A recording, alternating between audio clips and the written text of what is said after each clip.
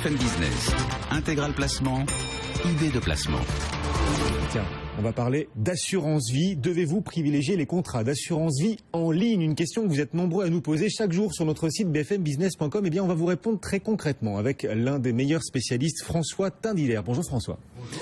Le fondateur de Comparavis, vous comparez les performances des contrats d'assurance vie en ligne face aux contrats d'assurance vie traditionnels.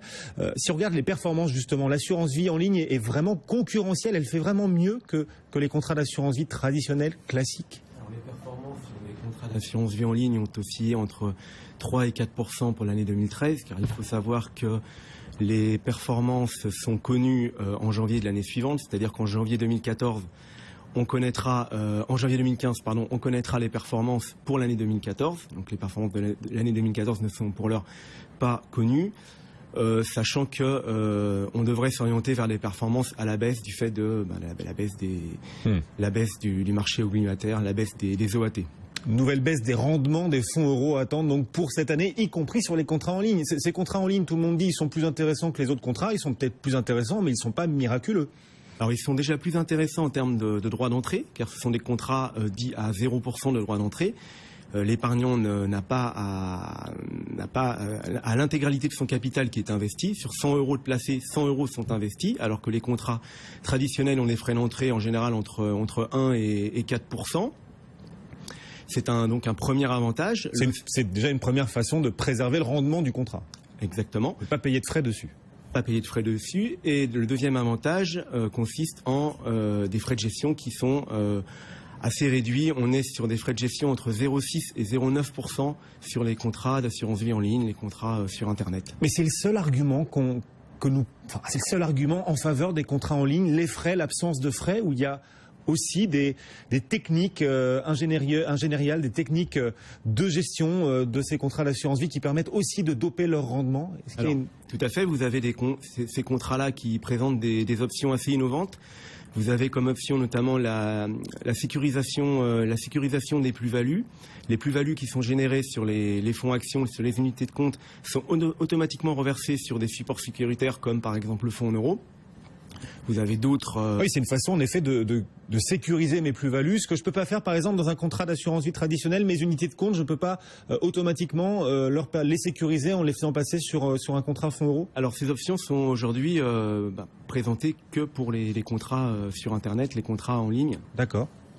Vous avez également la dynamisation des plus-values, donc c'est le pendant de la sécurisation des plus-values. Les plus-values générées par le fonds en euros, sur le fonds en euros, sont automatiquement reversées sur les unités de compte. En conséquence, l'épargnant ne prend les risques que sur la partie des intérêts. Le capital est toujours sécurisé. Donc c'est aussi une option qui est présentée pour les contrats d'assurance vie sur Internet. Ouais, un autre avantage donc de ces contrats vie en ligne, il paraît que les fonds en euros sur les contrats en ligne sont pas forcément constitués d'obligations. On peut y trouver autre chose. C'est vrai ça? On peut trouver autre chose pour doper justement ces fonds euros? Alors effectivement, c'est une nouveauté depuis 2 ans. Ces fonds en euros dopés ont toujours un capital qui est garanti, donc capital qui est garanti par l'assureur, mais présentent une partie en obligation de l'ordre de 60 à 75%.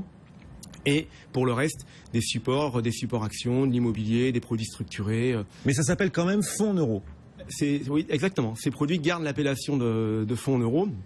Vous avez notamment une société, un commercialisateur d'assurance vie qui s'appelle Linksea, qui présente deux fonds en euros sur son contrat. Un fonds en euros exclusivement en obligation et enfin un fonds en euros avec en plus des obligations des supports autres. Et le but des unités de compte, des supports autres, ce sont des unités de compte pour booster le rendement de ces fonds en euros, qui s'appellent fonds en euros mais qui contiennent des unités de compte. Voilà ce que proposent les contrats en ligne. Vous nous parliez de Linksea, c'est le seul à proposer cette formule? Non, Fortuneo le propose aussi avec justement 2 fonds en euros. L'un s'appelle Suravenir Opportunité et l'autre Suravenir Rendement. Suravenir Opportunité a rapporté 4,05% en 2013. Suravenir Rendement 3,45%, sachant que, on l'a compris, Suravenir Opportunité est celui qui est dopé parmi ces 2 fonds en euros. Il y a de l'innovation donc dans ces contrats en ligne. Il n'y a pas de frais pour ceux qui souhaitent y entrer, ni aucun frais de gestion, hein, on est d'accord?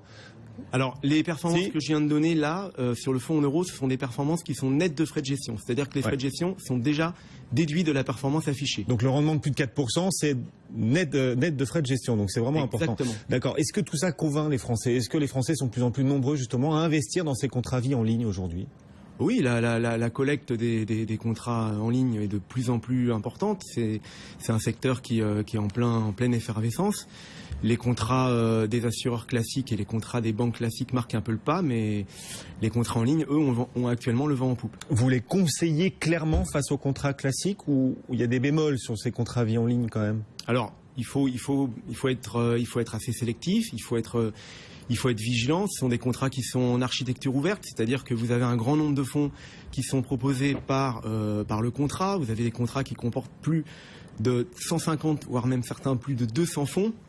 Donc il faut être vigilant dans le choix des unités de compte. Oui, quand vous dites les contrats vie sont en architecture ouverte, ça veut dire que si je souscris un contrat d'assurance vie sur Internet, l'assureur ne va pas me proposer que des produits maison, il peut me proposer des produits de maison concurrentes les plus performants. Exactement, c'est la différence avec les contrats classiques qui vont ne proposer que des produits maison, des SICAV et fonds communs de placement de la banque. Ils ne sont pas forcément les plus performants, mais ils sont maison. Ils sont maison, mais ne sont pas spécialement les plus performants, alors que dans les contrats en ligne, vous allez pouvoir travailler avec des sociétés de gestion comme Fidelity, Tocqueville Finance, la financière de l'Échiquier, la financière Edmond de Rothschild, qui seront proposées, ces unités de compte seront proposées par les contrats en ligne. Voilà le panorama de ces contrats d'assurance vie en ligne, leurs avantages face aux contrats d'assurance vie classiques. Merci beaucoup d'être venu nous voir. François Tindillaire, le fondateur de Comparavis, c'est un site pour comparer la performance des contrats d'assurance vie. C'est ça, Comparavis? Des contrats d'assurance vie en ligne. Oui, et vous le faites aussi sur les banques avec Comparabank. Exactement. Vous reviendrez nous voir pour comparer les performances, les services des banques? Très bien, merci beaucoup. Ce sera avec plaisir. François Tindillaire, merci. Merci.